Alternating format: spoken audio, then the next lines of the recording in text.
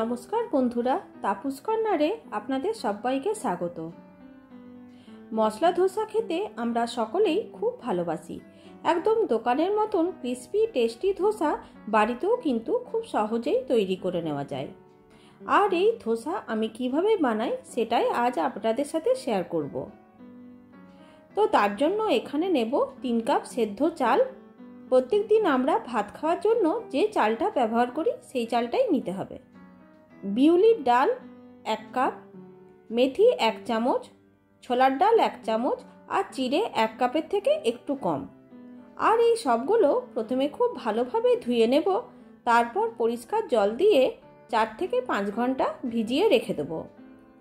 আর ধোসা বানানোর রেশিও কিন্তু 1:3, এটা মনে রাখবে। 5 ঘন্টা ভিজিয়ে রাখার পর একটা মিক্সির জারের মধ্যে কিছুটা চাল ডাল আর একটু জল দিয়ে একটা স্মুথ ব্যাটার বানিয়ে নেব।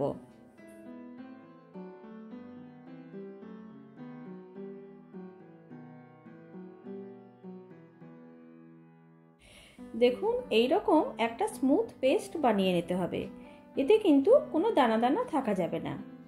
এইভাবে বাকি চাল ডালটাও পেস্ট করে নেব।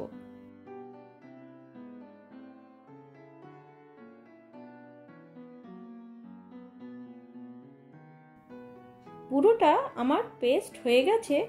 এবার এটাকে ঢাকনা দিয়ে ঢেকে একদম বাইরে রেখে দেব 10 থেকে 12 ঘন্টার মতন। ব্যাটারটা আমি 12 ঘন্টা মতো রেখে দিয়েছিলাম ফার্মেন্টেশনের জন্য। তো দেখতেই পাচ্ছেন ব্যাটারটা অনেক ফুলে গেছে আর ঘনও হয়ে গেছে।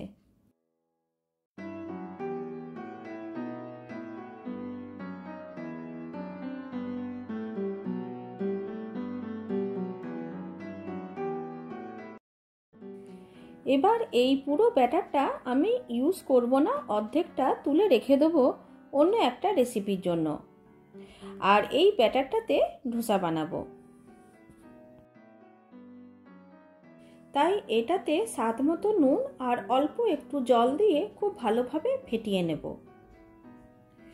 এই ব্যাটারটাতে ধোসা, ইডলি, উত্তাপাম সব কিছুই বানানো যাবে।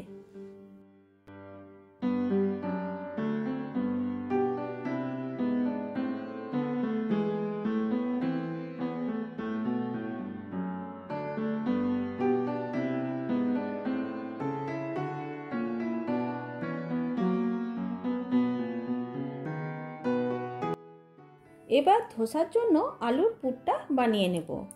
তার জন্য কড়াইয়ে দেব সর্ষের তেল আর দেব 1/2 চামচ গোটা জিরে।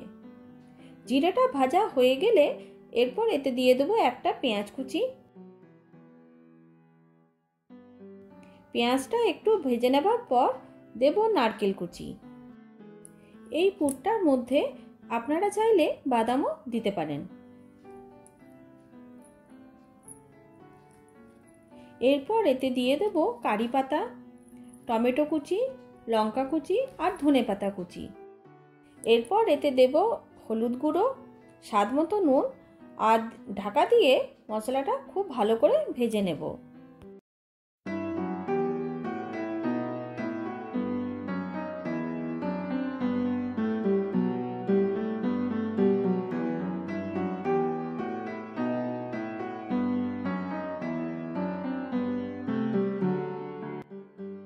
মশলাটা ভাজা হয়ে গেছে।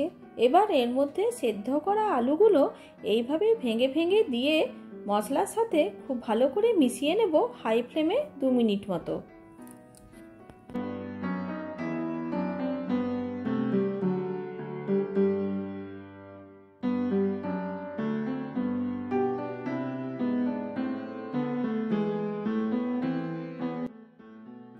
তো দেখুন, আমার ধোসার পুরটা রেডি হয়ে গেছে।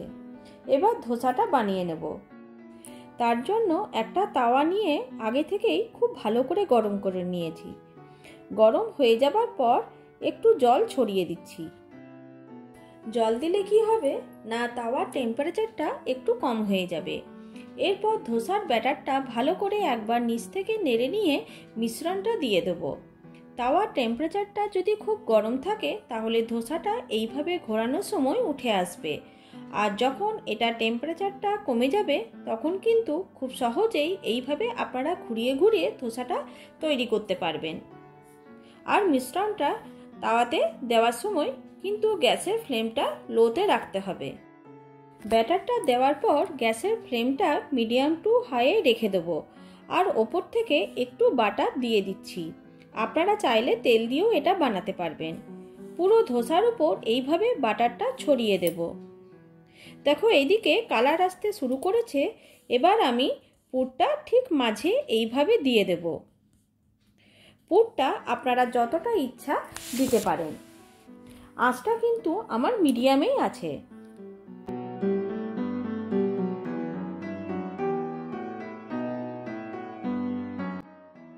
এরপর দেখব যখন এটা হয়ে যাবে, দেখুন আস্তে আস্তে উঠতে শুরু করেছে।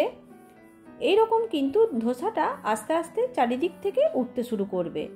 তখন ঠিক এইভাবে ধোসাটা ফোল্ড করে তুলে নিতে হবে।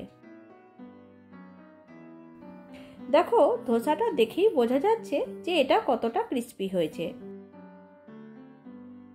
প্রত্যেকটা ধোসা করবার আগে কিন্তু এইভাবে তাওয়াতে জল ছড়িয়ে টেম্পারেচারটা লো করে তারপর ব্যাটারটা দিতে হবে। আমি একইভাবে এই ধোসাটাও বানিয়ে নিচ্ছি।